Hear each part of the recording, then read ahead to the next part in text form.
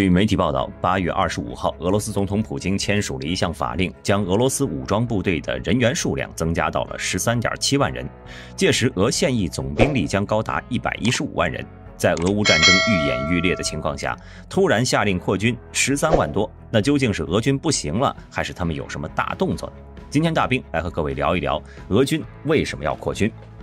友情提示，本期视频时间较长，想看大兵总结的朋友可以拖动下方进度条，直接观看视频的第3部分。在分析这个问题之前呢，我们首先要了解一下俄罗斯的兵役制度。目前俄军实行的是双轨制兵役制度，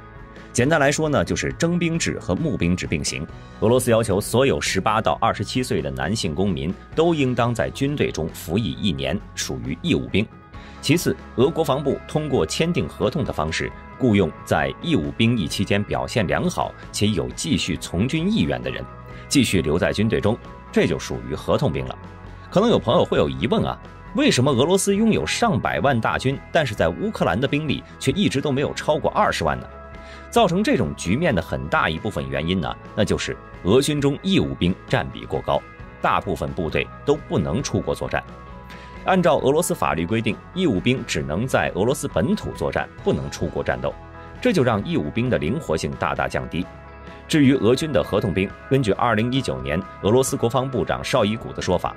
目前俄军中共有大约39.8万名合同兵，但是在实际作战时，这些合同兵又不可能都拉着上战场，因此俄军在乌克兰投入的兵力始终是没能超过20万。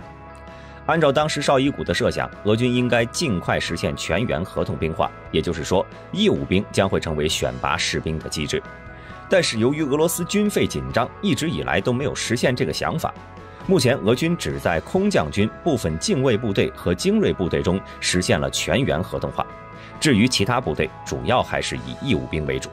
而在俄乌战争进行半年后的现阶段，无论是乌军打击俄方弹药库、机场，还是俄军在乌克兰独立日对运送军备的火车站进行袭击，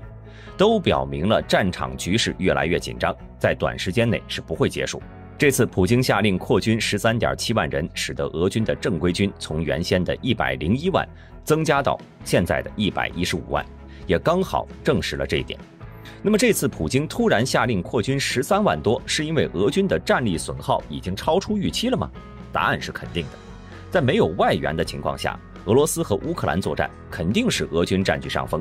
但是乌克兰现在收到了各国的军事援助，就连2战战败国德国都打破了过去几十年的传统，向乌克兰输送重武器。美国呢就更不用说了，援助金额从5亿、8亿，最后甚至上升到了30亿。包括海马斯多管火箭炮、战术无人机、苏式坦克等等重武器，源源不断地从欧美各地运送往乌克兰，使得乌克兰在西方尖端武器的辅助下，给进攻的俄军造成了巨大的损失。根据乌克兰总参谋部发布的报告显示，俄军前6个月的行动损失兵力起码在5万人甚至更多。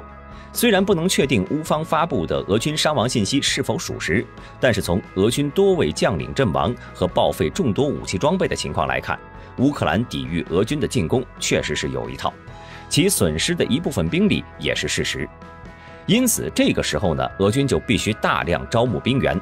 要么被派往乌克兰战争前线，补充到兵力受损的部队，保持原有的作战兵力规模，要么从俄内部征调驻防部队补充到乌克兰战场，然后再由新扩充的新兵部队承接原调防部队的原来防务。从时间角度来看呢，俄罗斯总统普京签署的这项法令是在明年1月1号生效。由此可见，俄乌战场上的俄军士兵足以应对当前战事，所以俄军这次扩军的意图或许并不是补充战场上的兵力不足，有可能是为了提前应对北约各国介入战场。在俄乌战争爆发后，欧洲局势也陡然升温，德国宣布将军费提升到 GDP 的2%，波兰也向美国、韩国购买了 M1A2C 坦克和 K9 自行火炮。同时北约也决定扩充北约快速反应部队，将当前的4万人扩大到30万人。另外，北约秘书长还特别提出，要在东翼前沿地区部署北约军队，以加强防御。整个欧洲军备竞赛的气氛是越来越浓厚，由此也可以看出，俄罗斯扩军与北约是脱不了关系。那么回到俄罗斯扩军的原点，大兵倒是有一个疑问呢，那就是扩军计划能否顺利实施。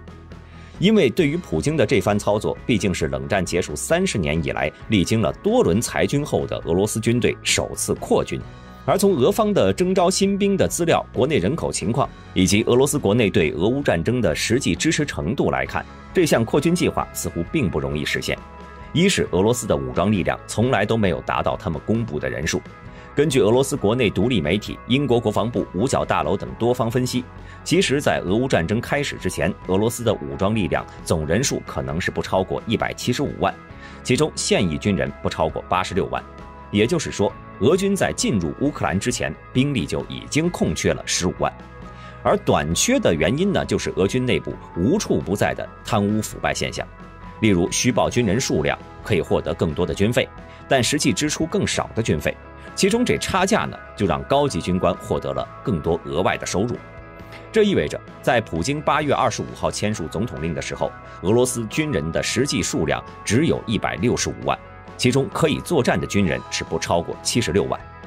二是军费紧张，征兵困难。半年来的俄乌战争，俄军已经阵亡的一线士兵超过5万，伤残的也超过5万，伤残补助、抚恤金就是一大笔钱。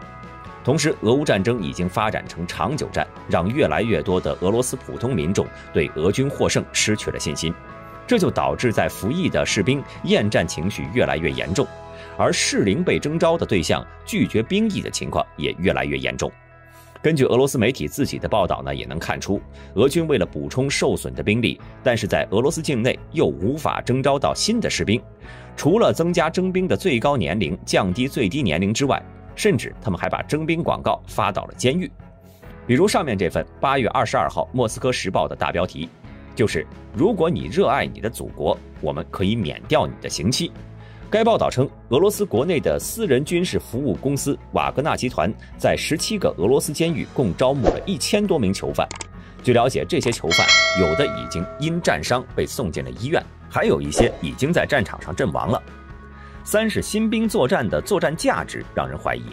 由于年龄和训练时间较短，战斗意志相对较差，所以通过普京扩军法令入伍的新兵被大量派往乌克兰战场，根本无法弥补老兵空缺的战斗力。在俄罗斯第5频道上，就有退伍将军在节目中质疑，俄军应该如何在人手不足的情况下对乌克兰更有效的作战。所以大兵认为，扩军不太可能增加俄罗斯在乌克兰的战斗力。况且俄军已经失去了数万名士兵，目前很少有新的合同兵被招募。而且就目前来讲，新兵在俄罗斯境外服役并不需要，因为在俄罗斯开战之前，国防部长绍伊古就向普京保证过了，他只会在合同士兵的帮助下执行在乌克兰的所有任务。而也正是受限于这个承诺，至今俄罗斯都没有在国内公开进行过战争动员。当然了，这也并不是说俄罗斯的扩军计划会失败。毕竟在俄乌战争初期，俄罗斯就宣布支持乌克兰东部的顿涅茨克、卢甘斯克一直存在的非法武装，分别是第1军和第2军。而战争开始之后呢，这2支非法武装就同俄军一起与乌克兰军队作战，但形式上他们并不是俄罗斯武装部队合法正式的组成部分。因此在这样的背景下呢，扩军计划可能会成为一个幌子，使顿涅茨克和卢甘斯克的第1军、第2军合法化，从形式上和实际上正式成为俄军的一部分。根据俄媒体的报道，目前乌克兰东部俄军控制的区域，以乌东兵员为主体的第3军也正在组建中。虽然无法准确计算出有多少人，但是以顿涅茨克和卢甘斯克现有的8万多武装力量估算，加上计划中的第3军，乌克兰东部整体的兵力很可能是13到14万人，刚好符合扩充的兵力数量。在普京正式签署扩军法令后，俄罗斯国内呢也出现了一些不支持的意见。因为俄乌开战已经有半年了，俄军深陷顿巴斯，同时也暴露出不少问题。第一，不否认俄罗斯陆军部队具有很强的战斗力，其中营级战斗群最为突出，利用火炮摧毁敌军，突击力量极强，战斗方式也十分灵活，但持续作战能力较弱。由此可见，营级战斗群只适合中小规模的战争，一旦战场扩大，作战部队遭到袭击，战斗力会迅速下降，失去战斗价值。第二呢，是俄军在俄乌战争中使用的武器装备，有比较先进的，但是数量都太少了。无论是俄军的巡航导弹、火箭炮，还是 T-90M 坦克、苏57战机，对阵乌军都还是够用的。但是呢，缺少精确制导炸弹，导致苏34战斗轰炸机只能挂载没有任何制导能力的铁疙瘩进行低空突防轰炸，结果就是多架苏34被乌军使用肩扛式防空导弹给击落了。而没有足够的精确制导炮弹和地对地战术导弹，让俄军对乌军布设在平民区的炮兵阵地、防空阵地和机枪阵地束手无策，只能让步兵在装甲部队的掩护下冒着巨大的风险发动攻势。甚至连美国也不能保证100%拦截的匕首高超音速导弹，开战半年以来仅仅使用了3次。对如此大规模的战争来说呢，起到的作用基本上是可以忽略不计了。另外，虽然苏57已经批量生产并且装备部队，但是由于数量极少，导致它产生的打击效果十分有限，对整个俄乌战局的影响并不大。第三呢，虽然俄军有很强的战斗力，但是他们的信息化、数字化作战能力与北约各国支持的乌克兰相比就弱了很多。例如，俄军的机械化作战部队主要依靠火力压制对手，实现快速突袭。但乌克兰得到了美国及北约方面的情报支援，实时监测着俄军动态。反观俄军在战场态势感知能力、多方式综合侦察能力以及利用战场信息系统进行沙盘推演等方面呢，都比较弱。尤其是俄军监控区或者防区以外的区域，俄空军的精确打击能力会更为减弱。此前的俄军一架苏34就曾经在乌境内被击落。如今俄军准备一口气将军队的规模扩充10%以上，显然要花费更多的军费，因此也有了与其将巨额军费花在扩充军队规模上，倒不如提高部队战斗力的声音，购置更多更先进的武器装备。而这种争论呢，也反映出俄罗斯目前面临的防务困局。以当前俄罗斯的经济，说实话很难维持一支庞大精干的职业军队。但奈何俄罗斯国土面积太大，又不能将部队规模缩减太多，于是便陷入了非常尴尬的局面。总而言之，普京在此时下令扩军13万多，不管是实际情况怎样，相信俄罗斯都能完成这个指标。至于为什么普京最终选择扩军而不是采购新式武器装备，显然是有更深层次的考虑。毕竟俄军在战场上不仅要和乌克兰对阵，未来还要应对美国和北约随时介入的风险。这个情况可以从7月份各国对乌克兰援助断崖式下降看出。从表面上看呢，好像乌克兰真的完蛋了，但是大兵仔细查完资料后发现，当时北约的秘书长表示，援助乌克兰不是随便讲讲，所以以后对乌克兰的军事援助将不再报道。也就是说，援助是肯定会继续援助的，只是不再报道了。而这个不放在明面上的援助才是最可怕。各国的援助减少了吗？当然没有。至于为什么乌克兰的战报最近变得少了，根据乌克兰国防部的说法，军事行动要有保密性，不再公开任何行动信息，这也是值得注意的地方。毕竟越是力量弱，越是需要媒体报道，扩大声势，寻求帮助。那么现在各方的援助都来了，而且都变得稳定了，这时候乌克兰自然就不需要公开信息了，自然也要反击俄军了。例如此前第聂伯河的7座桥梁被乌克兰摧毁，同时车臣武装头目小卡德罗夫也给普京写辞职信，要求撤军跑路。所以以大兵的看法，俄罗斯这次扩军的数量还是有点少了。好了，今天视频就到这里，各位朋友对此有什么看法呢？欢迎留言讨论。你想看的也是我想要了解的，我们下期视频再见。